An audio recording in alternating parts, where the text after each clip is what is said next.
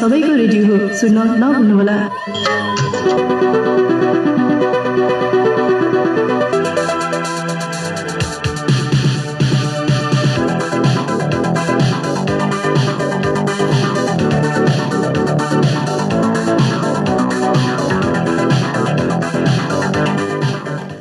नमस्कार। रेडियो इन्द्रेणीको समाचारमूलक बिहानी प्रस्तुति रेडियो पत्रिका हाम्रो परिवेशमा सहकर्मी छवि पुरीसँगै लक्ष्मी केसीको यहाँलाई हार्दिक स्वागत छ। इन्द्रेणी एफएम 92.4 मेगाहर्जबाट उत्पादन तथा प्रसारण भइरहेको हाम्रो परिवेशमा हामी विभिन्न समाचारहरूका साथ उपस्थित भएका छौं।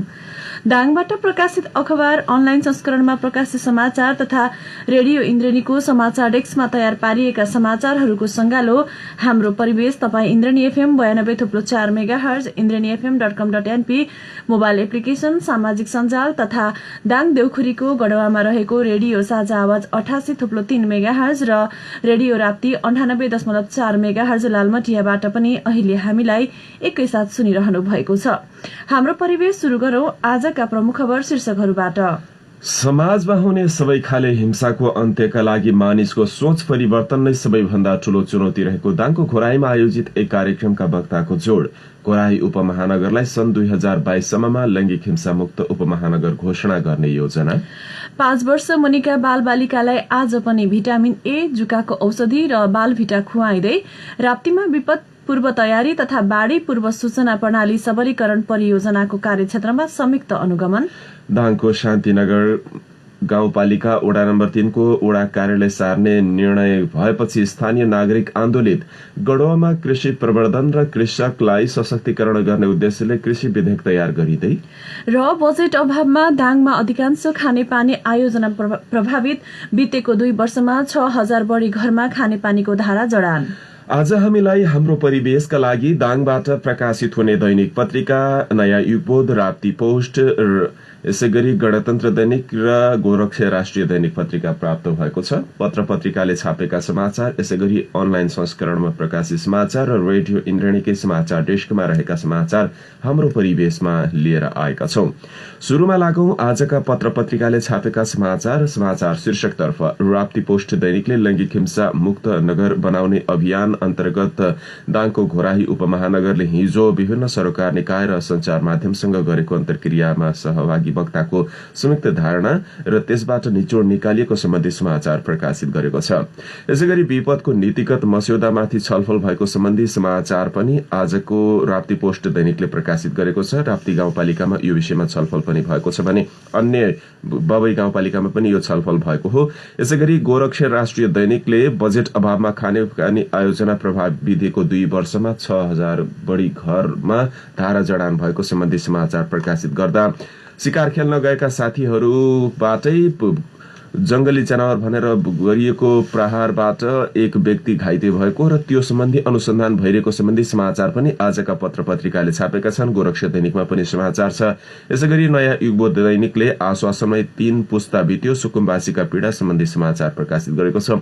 सरोकार निकायसँग गरिएको अन्तर्क्रिया छलफलमा यो समाचार प्रकाशित गरेको छ भने 81 घण्टा लामो जाममा पर्दा लमही घोराई सड़क खण्ड अन्तर्गत सड़कको अवस्था र पछिल्लो समय सवारी चाप बढ्न थालेपछि यदि कोही सड़कमा सवारी साधन बिग्रिएमा अब जाम लाग्ने अवस्था सिर्जना भइसकेको छ। यो सम्बन्धी समाचार प्रकाशित गरेको छ भने गणतन्त्र दैनिकले लैंगिक हिंसा न्यूनीकरण गर्न सरकारवाला बीच छलफल भएको छ। मिस नेपाल प्रतियोगिता दाङकी चेली निगाता केसीको अभिव्यक्तिसँग जोडिएको समाचार पनि प्रकाशित गर्दा अन्य समाचार पनि आजको अंकमा प्रकाशित गरेको छ। लैंगिक हिंसा विरुद्धको 16 दिवसीय अभियान अन्तर्गत दाङका 10 वटै पालिकाले विभिन्न सचेतनामूलक कार्यक्रमहरू आफ्नो पालिकामा गर्दैछन्। दाङको घोराही उपमहानगरले पनि यो अभियानको शुरूआत गरेको छ, जस अन्तर्गत सरकारवाला निकायले हालसम्म गरेका काम, त्यसको प्रगतिको समीक्षा भएको छ भने गर्नुपर्ने काम र योजनाका बारेमा पनि नीतिगत छलफल गरेर त्यसलाई प्रभावकारी कार्यान्वयन गर्नुपर्नेमा जोड़ दिइएको छ। यो सम्बन्धी समाचार हामीले आज हाम्रो परिवेशमा प्रमुखताका साथ लिएका छौं। गुराही उपमहानगरपालिकाले सन् 2022 को अन्त्यसम्म नगरलाई लैंगिक हिंसामुक्त बनाउने रणनीति बनाएको छ। महिला हिंसा विरुद्धको 16 दिने अभियान अन्तर्गत उपमहानगरको महिला बालबालिका तथा सामाजिक विकास शाखाले बिहिबार सरकारवाला र पत्रकारहरूसँग अन्तर्क्रिया आयोजना गरी नगरलाई लैंगिक हिंसामुक्त बनाउने रणनीतिका बारेमा जानकारी दिएको हो। नगरका उपप्रमुख सीता सिग्देल न्यौपानेको अध्यक्षतामा भएको कार्यक्रममा शाखा प्रमुख मोती कुमारी विश्वकर्माले आगामी सन् 2022 को अन्त्यसम्म नगरलाई लैंगिक हिंसामुक्त बनाउने गरी कार्यक्रम सञ्चालन भएको जानकारी दिनुभयो। लैंगिक हिंसा निवारणका लागि नगर स्तरीय समिति गठन गरी टोल स्तरमा र वडा स्तरमा नागरिकहरूलाई प्रशिक्षण दिएको, बाल मैत्री अभियान सञ्चालन गरिएको, बाल विवाह न्यूनीकरणका लागि कार्यक्रम जारी गरेको, बाल श्रम अन्त्यका लागि अभियान चलाएको, नेतृत्व र क्षमता विकासका लागि कार्यक्रम अगाडि बढाइएको उहाँले जानकारी दिनुभयो। कार्यक्रममा नगर उपप्रमुख एवं न्यायिक समितिका संयोजक समेत रहनुभएकी न्यौपानेले हिंसाका उजुरीहरू आउने क्रम नरोकिएको भन्दै लैंगिक समानताका लागि न्यायिक फैसला र कार्यक्रमहरू सञ्चालित रहेको उल्लेख गर्नुभयो। कार्यक्रममा उपमहानगरका प्रमुख प्रशासकीय अधिकृत ऋषिराम केसीले लैंगिक समानता र हिंसामुक्त समाज बनाउन घरबाटै अभियान चलाउनु पर्ने बताउनुभयो। नयाँ युगबोध दैनिकमा खबर छ। तर बितेको 3 वर्षको अवस्थालाई समीक्षा गर्दै जिल्ला प्रहरी कार्यालय दाङको महिला बालबालिका तथा ज्येष्ठ नागरिक सेलले दिएको तथ्याङ्कको अवस्थालाई हेर्ने हो भने जिल्लाभित्रका अपराधका घटनाहरूको अवस्था त्यति सन्तोष गर्न लायक भने देखिएको छैन, जसको अवस्था विश्लेषण गर्दा अपराधका विभिन्न घटनाहरू सार्वजनिक भएको छ। त्यसलाई निवारण गर्नका लागि भएका प्रयासमा उजुरी गर्नेको संख्या त बढेको छ र निवारण गर्दै त्यसको अभियानलाई त बिस्तारै कम गर्नुपर्ने देखिन्छ। आर्थिक वर्ष 75-76 को तुलनामा 76-77 मा केही कम देखिए पनि 77-78 को बितेको 4 महिनाको अवस्था निहाल्दाखेरि निकै उल्लेख्य मात्रामा त्यो घटना भएको देखिएको हो, जसलाई जिल्ला प्रहरी कार्यालय दाङ मार्फत गरिएको घटना निवारणका अभ्यासहरू हेर्दा त्यो अवस्था अझ भयावह हुन सक्छ कि भन्ने देखिएको छ। लैंगिक हिंसा विरुद्धको 16 दिवसीय अभियान चलाइरहँदा जिल्ला प्रहरी कार्यालय दाङको महिला बालबालिका तथा ज्येष्ठ नागरिक शाखाले उपलब्ध गराएको तथ्याङ्क अनुसार जिल्लामा भएका अपराधले अझै पनि समाज कुनै न कुनै रूपमा अपराधको चंगुलमै फँसेको देखिन्छ।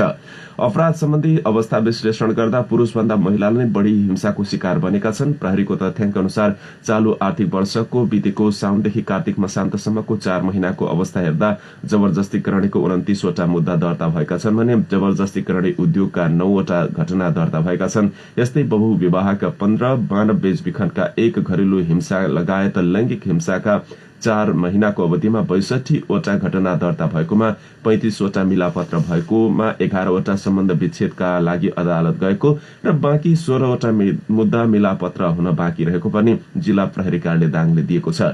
यसैगरी लैंगिक हिंसा मुक्तका लागि विभिन्न संघ संस्थाले गर्दैको अभियानलाई हेर्ने हो भने बितेको केही समय यताको अवस्था हेर्ने हो भने विभिन्न खालका घटना र त्यो घटनासँग जोडिएका प्रकृति अपराधसँग जोडिएका घटना पनि सार्वजनिक भएका छन्।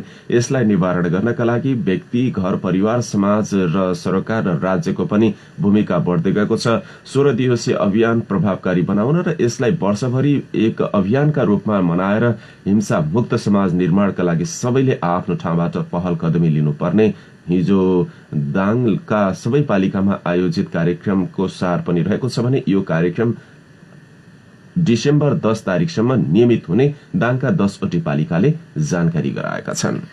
महिला र पुरुष दुवैका आवश्यकतालाई सम्बोधन गर्ने गरी लैंगिक उत्तरदायी बजेट तर्जुमा गर्नुपर्ने विषयमा एक कार्यक्रमका सहभागीहरूले जोड़ दिएका छन्।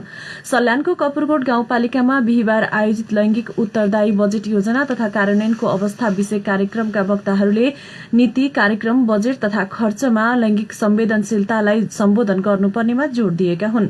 कार्यक्रममा कपुरकोट गाउँपालिकाका उपाध्यक्ष तिलाबुढा मगरले आफूहरूले महिला, बालबालिका, ज्येष्ठ नागरिक, अपाङ्गता भएका व्यक्तिहरू र विपन्न वर्गको लागि विशेष कार्यक्रम सञ्चालन गर्ने तयारी गरिरहेको बताउनुभयो। यसका लागि गाउँपालिकाले बजेट समेत विनियोजन गरेको उहाँले जानकारी दिनुभयो। दलित महिला केन्द्र काठमाडौँको आयोजनामा भएको अन्तर्क्रिया कार्यक्रममा कार्यपालिका सदस्य कमला विकले अझै पनि दलितहरूको जीवनस्तर माथि उठाउनका लागि पर्याप्त बजेट विनियोजन हुन नसकेको बताउनुभयो। लैंगिक समानता र सामाजिक समावेशीकरण विशेषज्ञ अनिता विसङ्घको अध्यक्षतामा भएको कार्यक्रममा प्रशिक्षक पवनराज देवकोटाले लैंगिक उत्तरदायी बजेट र समावेशी योजना तर्जुमा एवं योजना तथा बजेट तर्जुमा गर्दा प्राथमिकता दिनुपर्ने विषयमा सहजीकरण गर्नुभएको थियो। इन्द्रेणी न्यूज डेस्कमा खबर छ। दाङको राप्ती गाउँपालिका अन्तर्गतका क्षेत्रमा Nepal red cross society Dang शाखाले आयोजना गरेको विपद पूर्व तयारी तथा बाढ़ी पूर्व सूचना प्रणाली सबलीकरण परियोजनाको कार्यक्षेत्रमा संयुक्त अनुगमन भएको छ।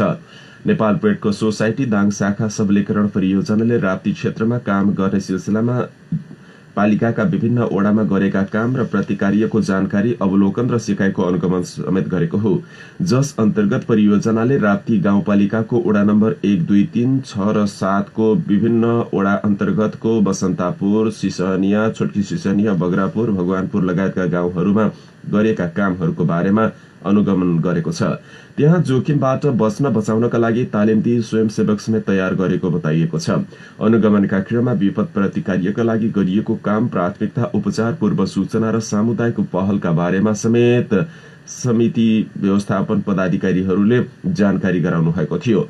अनुगमनमा राप्ती गाउँपालिका अध्यक्ष नुमानन्द सुवेदी, प्रमुख प्रशासकीय अधिकृत शोभाराम रिजाल, प्रवक्ता विद्याशरण चौधरी, ओडा नम्बर 6 का ओडा अध्यक्ष Ved Prasad Chaudhary, Nepal red cross society Dang शाखा उपसभापति मदन गौतम, सिसनिया प्रहरी चौकी प्रमुख बत्ती कुमार पोखरेल, कोषाध्यक्ष कुशल तरताल, कार्यक्रम संयोजक सन्तोष ढकाल लगायतको सहभागिता थियो।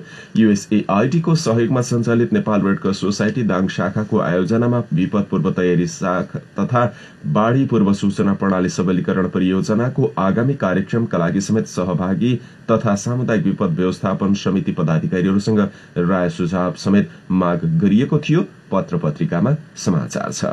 दाङका 58,500 बाल बालिकालाई भिटामिन ए क्याप्सुल खुवाउने कार्यक्रम जारी रहेको छ। सरकारले 6 महिनामा खुवाउँदै आएको भिटामिन ए, जुकाको औषधि र बालभिटा बिहिबार र आज शुक्रबार समेत खुवाउने कार्यक्रम तय गरिएको छ। स्वास्थ्य कार्यालय दाङका अनुसार 6 महिनादेखि 5 वर्षसम्मका 58,571 जना बाल बालिकालाई भिटामिन ए क्याप्सुल खुवाउने कार्यक्रम आजसम्म जारी छ। भिटामिन ए सँगै 1 वर्षदेखि 5 वर्षसम्मका 51,569 जनालाई जुकाको औषधि र 6 महिनादेखि 23 महिनासम्मका 19,767 जना बालबालिकालाई बालभिटा खुवाउने कार्यालयका जनस्वास्थ्य नर्स सीता कुँवरले जानकारी दिनुभयो। जिल्लाका 10 स्थानीय तहहरूको समन्वयमा 933 जना महिला स्वास्थ्य स्वयंसेविकाहरूले ती बालबालिकालाई भिटामिन ए, जुकाको औषधि र बालभिटा खुवाइरहेका छन्। विद्यालय, चौतारी, सार्वजनिक भवनहरूमा केन्द्र बनाई खुवाउने गरिएको जानकारी दिएको छ। यस्ता अभियानमा सरदर 90% बालबालिका मात्रै सहभागी हुने गरेका छन्। जनचेतना नहुँदा, केन्द्रको दूरी टाढा हुँदा र जानकारीको अभावमा औषधि सेवन र खोप कार्यक्रमबाट बालबालिका वञ्चित हुने गरेका छन्। यसैगरी देशभर 27 लाख बालबालिकाले भिटामिन ए क्याप्सुल, 6 लाख बालबालिकालाई बालभिटा र 24 लाख बालबालिकालाई जुकाको औषधि खुवाइने परिवार कल्याण महाशाखाले जनाएको छ। बच्चालाई भिटामिन ए खुवाउन सुरु। राप्ती पोस्ट दैनिकमा खबर छ। बालबालिकाहरूलाई विभिन्न खालका रोगबाट बचाउन गरिने यो 6 महिने अभियान सञ्चालन भइरहँदा मातृ शिशु मृत्युदर घटाउन सरकारले गरेको अभियान भने त्यति राम्रो प्रतिफल उन्मुख नदेखिएको सम्बन्धी समाचार इन्द्रेणी न्यूज डेस्कमा छ। सरकारले विगत 12 वर्ष अघिबाट शुरू गरेको आमा तथा नवजात शिशु सुरक्षा कार्यक्रमको प्रतिफल लगानी भए अनुसार सन्तोष गर्न लायक नदेखिएको हो। वर्षेनी आमा सुरक्षा, न्यानो झोला, गर्भपतन, निःशुल्क रक्त संचार सेवा लगायतका शीर्षकमा सरकारले ठूलो रकम विनियोजन गरे पनि अझै पनि संस्थागत सुत्केरी गराउने महिलाको संख्या भने कम देखिन्छ। सरकारले संस्थागत प्रसूति दरमा सुधार ल्याई मातृ मृत्यु दरमा कमी ल्याउन 2065 सालदेखि आमा तथा नवजात शिशु सुरक्षा कार्यक्रम लागू गरेको हो। सो अनुसार वर्षेनी ठूलो रकम विनियोजन हुँदै आए पनि नेपालमा नियमित गर्भ जाँच गराउने महिलाको संख्या भने कमी देखिन्छ।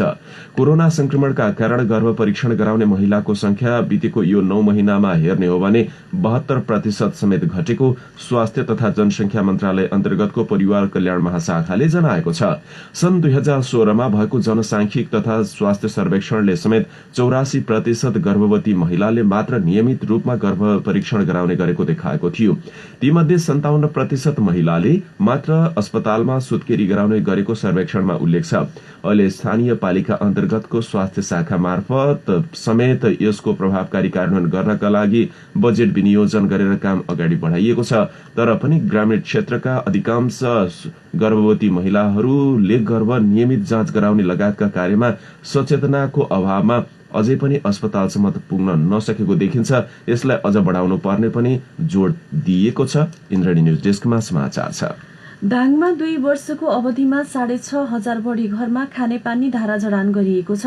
3 वर्षभित्र जिल्लामा एक घर एक धारा पुर्याउने प्रदेश सरकारको संकल्प अनुसार खानेपानी तथा सरसफाई डिभिजन कार्यालय दाङले 2 वर्षको अवधिमा 6,774 घरमा खानेपानीका लागि धारा जडान गरेको हो। कार्यालयले गत वर्ष 5,474 घरमा र यस वर्षको प्रथम चौमासिकमा 1,200 गरी 67,600 बढी घरहरूमा धारा जडान गर्न सफल भएको हो। संघीय संरचनामा कार्यालयले स्थापना भएको 2 वर्षको अवधिमा जिल्लाका विभिन्न स्थानमा खानेपानीको धारा जडानसँगै घरमै खानेपानी सुविधा पुर्याएको खानेपानी तथा सरसफाई डिभिजन कार्यालय दाङका प्रमुख गुणनिधि पोखरेलले जानकारी दिनुभयो। कार्यालय प्रमुख पोखरेलका अनुसार हालसम्म कार्यालयले घुराही 5 को सुङ्गरेमा 404 घरमा धारा जडान गरेको छ। घुराही 17 को धाइरे खुटीमा 1,114 घरमा, बंगलाचुली गाउँपालिका 8 हम्सीपुरमा 397 धारा जडान गरिएको छ। त्यसै गरी बंगलाचुलीकै कुइजापातामा 319 र लमही नगरपालिका 1 नर्तीमा 3,240 धाराहरू जडान गरिएको छ। डिभिजन प्रमुख पोखरेलका अनुसार यस वर्ष करिब जिल्लाका 118 खानेपानी आयोजनाहरूमध्ये 35% खानेपानी आयोजनाहरूको काम सम्पन्न गरेर उपभोक्ताहरूलाई हस्तान्तरण गर्ने कार्यक्रम रहेको समेत बताउनुभयो। फाउन्डेशनसँगै संरचना निर्माणको काम सकिए पनि पानी सप्लाई गर्नका लागि पाइप विस्तार नहुँदा अधिकांश योजना पूरा हुन नसकेको समेत उहाँले बताउनुभयो। निर्माणाधीन अवस्थामा रहेका खानेपानी आयोजनाहरू सम्पन्न गर्नका लागि कार्यालयले सम्बन्धित निकायबाट करिब 30 करोड़को बजेट माग गरेको कार्यालयले जनाएको छ। त्यसैगरी प्रदेश सरकारका 118 खानेपानी आयोजनाहरू समेत निर्माणकै चरणमा रहेको उहाँले जानकारी दिनुभयो। बजेट अभावका कारण करिब 77 वटा खानेपानीका आयोजनाहरू टेन्डर हुन नसकेको कार्यालयले जनाएको छ। खानेपानी आयोजनाहरू सञ्चालनका लागि कम्तीमा 10 लाख रुपैयाँ हुनुपर्ने भए पनि प्रदेश सरकारले 1 लाखदेखि 5 लाखसम्म बजेट विनियोजन गरेका कारण टेन्डर गर्न समस्या देखिएको हो। कार्यालयको तथ्याङ्क अनुसार जिल्लामा करिब 74% जनसंख्या आधारभूत तहको खानेपानीको पहुँचमा रहेको देखाउने गरेको छ। दाङ र पूर्वी रुकुम कार्यक्षेत्र रहेको खानेपानी तथा सरसफाई डिभिजन कार्यालय दाङ अन्तर्गत संघीय र प्रदेश सरकारका 267 वटा खानेपानी योजनाहरू निर्माणका क्रममा रहेका छन्। उक्त खानेपानी योजनाका लागि प्रदेश सरकारले 48 करोड़ बढी बजेट रहेको छ। बजेट अभावमा खानेपानी आयोजना प्रभावित गोरखसे दैनिकमा खबर छ। दाङको बबई गाउँपालिकामा विपद जोखिम न्यूनीकरणको नीतिगत कार्य योजना तर्जुमा बारे छलफल भएको छ। गाउँपालिकाले नेपाल रेड क्रस सोसाइटी जिल्ला शाखा दाङको प्राविधिक सहयोगमा विपद जोखिम न्यूनीकरणका लागि नीतिगत छलफल गरेको हो। विपद जोखिम नीति 2077 रणनीति कार्य योजनाका विषयमा छलफल केन्द्रित गरेको बताइएको छ। इको एग्रोले बबई गाउँपालिकाका सम्पूर्ण ओडामा गरेको नीतिगत र कार्य योजना सुझाव संकलनका आधारमा तयार गरेको मस्यौदामाथि समेत छलफल भयो। पालिका स्तरमा विपद व्यवस्थापनका लागि सन् 2020 देखि 2030 सम्मका लागि नीतिगत कार्य योजना तयार पारिएको छ। त्यो लागू गर्ने सवालमा पनि छलफल भएको बताइएको छ। छलफलमा स्थानीय विपद व्यवस्थापन समिति पदाधिकारी, सरोकारवाला निकाय सदस्य, नेपाल रेड क्रसका पदाधिकारी, कर्मचारी लगायतको सहभागिता थियो। त्यहाँ हुन सक्ने विपदका क्षेत्रहरूमा काम गर्नका लागि संयुक्त रूपमा अघि बढ्ने समेत छलफलमाथि सुझाव समेत लिएको छ। शान्तिनगर गाउँपालिका वडा नम्बर 3 को कार्यालय चिराघाटबाट पातेटाकुरा सार्ने निर्णय ओडाले गरेपछि स्थानीय नागरिक त्यस विरुद्धमा आन्दोलित भएका छन्। गत मंगलबार ओडा कार्यालय सार्ने निर्णय ओडाले गरेपछि स्थानीयले जनताको भावना विपरीत र अपायक पर्ने ठाउँमा ओडा कार्यालय सार्न लागि भन्दै बिहिबार ओडा नम्बर 3 का ओडा अध्यक्ष बोधिराम तिवारीलाई ज्ञापन पत्र बुझाएका छन्। संघर्ष समितिका संयोजक तेजराम पौडेलको नेतृत्वमा गएको झण्डै 200 संख्यामा रहेका स्थानीयले अध्यक्ष तिवारीलाई ज्ञापन पत्र बुझाएका हुन्। ज्ञापन पत्रमा भनिएको छ 3 दिनभित्र जनप्रतिनिधिले ओडा कार्यालय सार्ने निर्णय सच्याउनु पर्नेछ र सबै नागरिकलाई पाएक पर्ने स्थानमा ओडा कार्यालय हुनुपर्ने भनिएको छ। यदि निर्णय नसच्याए आफू आफूहरूको मागलाई व्यवस्था गरिएमा थप सशक्त संघर्षका कार्यक्रमहरू गरिने संघर्ष समितिले चेतावनी दिएको छ। इन्द्रेणी न्यूज डेस्कमा खबर छ। दाङको गढवा गाउँपालिकामा कृषि प्रवर्धन र कृषकलाई सशक्तिकरण गर्ने उद्देश्यले कृषि विधेयक तयार गर्न लागि छ। सामुदायिक आत्मनिर्भर सेवा केन्द्र काठमाडौँसँगको समन्वय र सहकारी एवं सहजीकरणमा सो विधेयक तयार गर्न थालिएको गढवा गाउँपालिका अध्यक्ष सहजराम यादवले जानकारी दिनुभयो। गाउँपालिका भरमा रहेका साना मझौला भूमिहीन लगायत गरीब किसानहरूको हक हित र अधिकारको समेत प्रत्याभूत हुने गरी विभिन्न विषयहरू समेटेर आत्मनिर्भर सेवा केन्द्रद्वारा तयार गरिएको कृषि विधेयकको मस्यौदामाथि समेत गाउँपालिका अध्यक्ष उपाध्यक्ष प्रमुख प्रशासकीय अधिकृत प्रशासन शाखा प्रमुख र कृषि शाखाको रोहबरमा हिजो विस्तृत छलफल भएको छ। मस्यौदाको अन्तिम रूप समेत सो छलफल मार्फत दिएको सामुदायिक आत्मनिर्भर सेवा केन्द्र काठमाडौँकी कल्पना कार्कीले जानकारी गराउनुभयो, जसका माध्यमबाट सो क्षेत्रमा हुन सक्ने भू उपयोगको समस्या समाधान हुने र कृषि प्रवर्धनमा थप टेवा पुग्ने समेत विश्वास व्यक्त गरिएको छ। सरकारले विपन्न बेरोजगार व्यक्तिको फारमको विवरण रोजगार व्यवस्थापन प्रणालीमा दर्ता गर्ने समय सीमा थपेको छ। प्रधानमन्त्री रोजगार कार्यक्रम अन्तर्गत बेरोजगार व्यक्तिको विवरण सूचीकरण प्रक्रिया सम्पूर्ण चरण पूरा गरिसकेका हकमा मंसिर 15 गतेभित्र दर्ता गरिसक्न 753वटा स्थानीय तहलाई समय सीमा दिएको हो।